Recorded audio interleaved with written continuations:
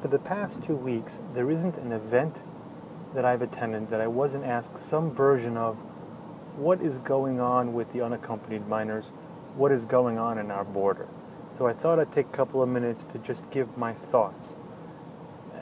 There are some takeaways that are just not being discussed.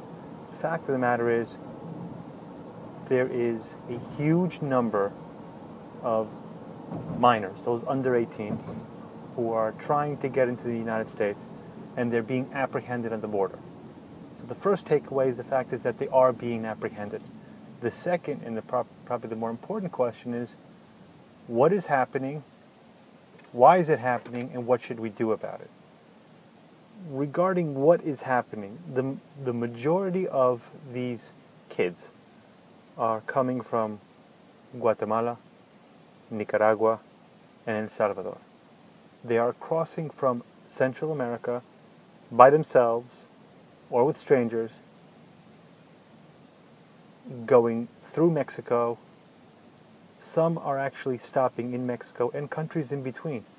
The rates of requests for asylum in other countries is also going up significantly. That's not being discussed either. But the fact of the matter is, there's been upwards, you hear numbers of 50,000, you hear 70, you hear 90,000.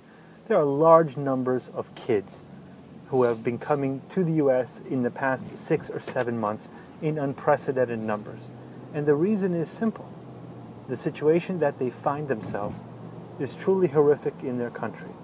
I have one client now, father, husband is in the U.S. and has been for some time, came here to work. His wife and mother of her 2 kids, who just turned 18, was working in the fields in El Salvador. And members of a gang of MS-13 came and kidnapped a friend of hers working right next to her.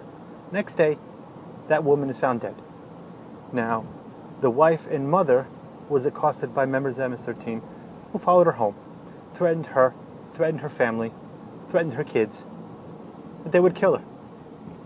She picked up and came to the U.S. She was apprehended at the border, and she's now being detained in Texas. And let me tell you, it is not a pleasant experience. She is just one of thousands who find themselves in that exact scenario. The difference for her is she just turned 18, so she's no longer considered a minor. But she was when she was initially apprehended. They're not coming here because Obama granted deferred action. They're coming here because the gangs are taking over their countries. They're threatening everybody, and they act with impunity. There is no real rule of law. You can't turn to the police there because the police, frankly, is on the payroll for some of these gangs.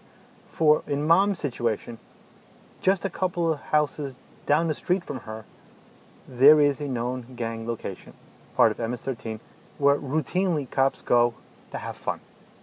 Now, you can't go to the police asking and complaining about this organization when you know that there are local cops who are on their payroll. So what do? If you fear for your life or for your family, you take them elsewhere. Where are they going to go? That's the problem. And that's what's going on. And that's why even you see kids, families are paying thousands of dollars.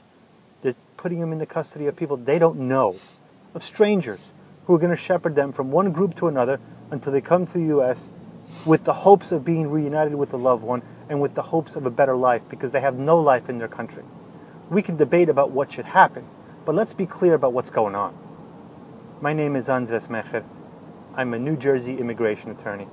And if you have any questions or comments, feel free to be in touch with us through Facebook, on our website, andresmecherlaw.com, or by calling our toll-free number, 888-695-6169.